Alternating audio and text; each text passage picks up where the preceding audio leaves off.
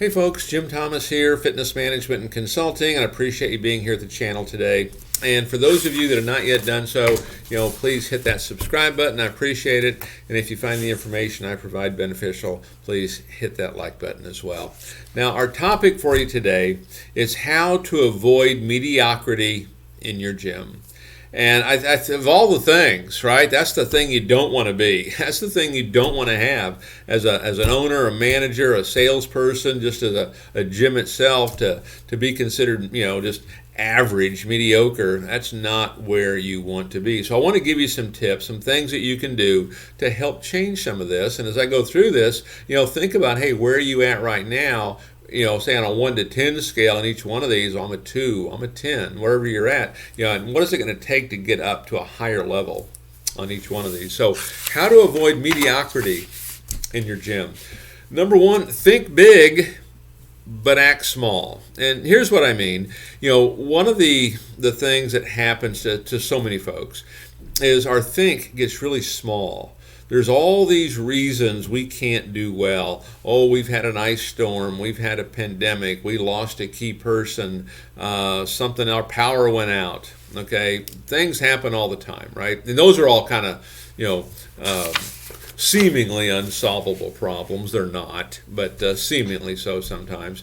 And so we have a tendency to get that small think. And what we want to do is we want to change our think. Think big. Because here's the deal. It costs nothing. Whatever your think is right now, whatever your number is, I want to do 50 sales for the month.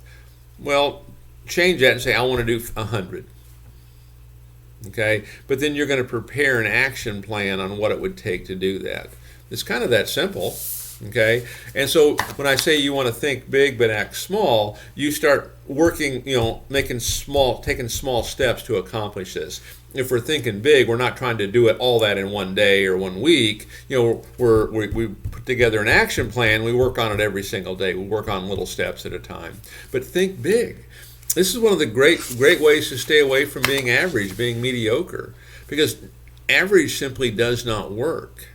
Okay, being in that mired in mediocrity does not work. I mean, if I said, hey, there's a new restaurant in town, and hey, I heard the food is average.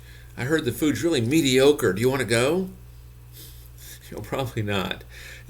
Or hey, there's a new movie out. I heard it's really average. I heard it's really mediocre acting. Do you want to go? Nobody's going to want to go to that. Okay, so we need to avoid this, and the first thing we do is we think big, we work on it in small pieces every day, but we prepare that action plan to get that done. So whatever you're thinking, whatever it is, raise it, double it, triple it, quadruple it, whatever you pick. Okay, you pick, but do that now. Number two, look up to people who are different. Look up to people really who dare to do more. One of the things I always like is you can go to a website called meetup.com, meetup.com, meetup.com, and you can look for local networking events and groups that you can be a part of, and you can find entrepreneurial groups and sales groups. And what you're looking to do here is you're looking to hang around high achievers.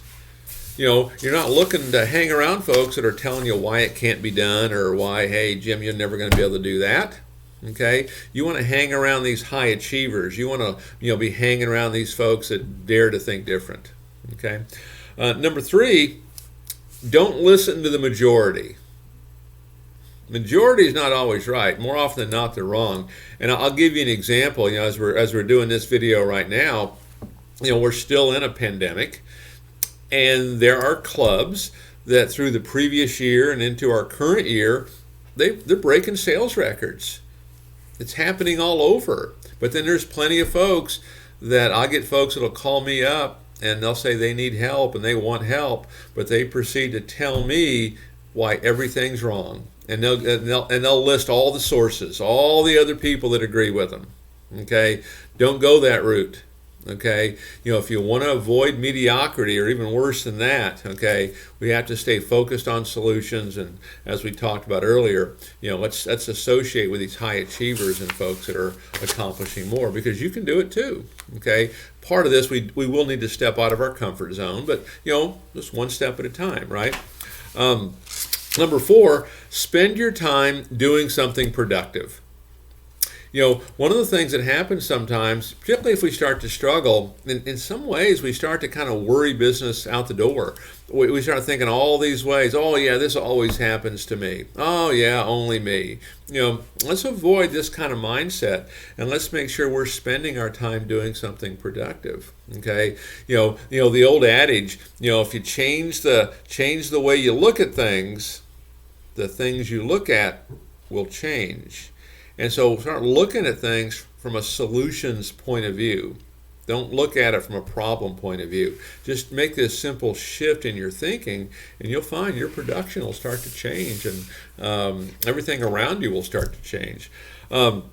Number 5, do what others aren't willing to do. I mean, this is a staple of business success for many years. What are people not willing to do? Well, they're not willing to go out and bring in new leads. They're not always willing to make phone calls. Well, they say, well, can I just text them? Can I email them? Okay. What are they not willing to do? The high achievers, believe it or not, they're making 100 dials of the phone a day. Okay. To get in touch with the folks and to tell their story. But do what others are not willing to do. Even if you're a club owner in your business, what are other gyms not doing that you can do? What are they not willing to do that you're willing to do? Okay, but do what others are not willing to do. In some cases, ask for the sale. There's some folks that aren't willing to do that. Okay, it happens a lot. They'll say, well, what do you think? Do you have any questions? And that's not asking, obviously. And so, but do what others aren't willing to do. Number 6, take risks that make others think you're crazy. Okay? Take risks that make others think you're crazy. I'll give you some examples. Okay? And I don't know if you want to call this risky necessarily, although people did think we were crazy when we were doing it. Okay? This was about a year ago. This is about when you first started to have like some of your shelter in place and some of this across the country. And of course, we couldn't go inside the gym, so we didn't tell people we were closed. We simply told them we're going to have to train you in a different way for now. Okay, and so it was the now much fatigued Zoom call that was being done, and we're doing online classes. And so what did we do? Okay, we know now is the time to advance and to expand into the marketplace. We know that. We also know people will still buy. These are 2 of the biggest mistakes that have been made, throughout this process the last, 12, 15 months. And so what do? Our person gets on camera, they're doing the Zoom class, they're getting ready to teach it. Hey folks, before I begin, I want to let you know that we are conducting a membership drive. The next 30 days, we're conducting a membership drive. We appreciate your help. We appreciate your support. Anyone who joins, here's what they're going to get. Anyone that you sponsor, here's what you're going to get.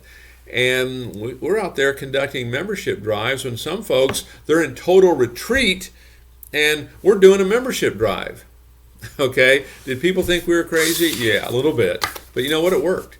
It worked because we know this was the perfect time to advance and expand into the marketplace.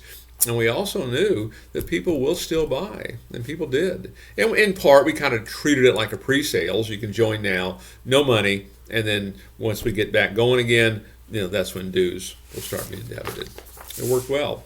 But take some risks, do some things that are different. Look at different industries and what are they doing and how are they doing it. Okay? And then finally, number 7, this kind of ties into this, try some new things. Try new things. Don't just keep doing same old thing, same old thing, same old thing. And I'll give you another little tip, something that we've done. As a matter of fact, for those of you that like to have a deeper conversation on this, we're offering a free strategy session. You can click the link below and just complete your information, and we'll get you scheduled for a free 45-minute strategy session. And then also for you folks that have questions, that have comments, feel free to leave your comments in the comment section below. Feel free to email me. It's in the description below. Also, feel free to hit me up on Twitter. at Jim Consultant. Any comments, any questions, thoughts that you have, topics you'd like to have covered, put them in there and we'll get those addressed for you. And so number 7 is try new things. Well, here's one of the things that we did. We did more than just try it. We did it.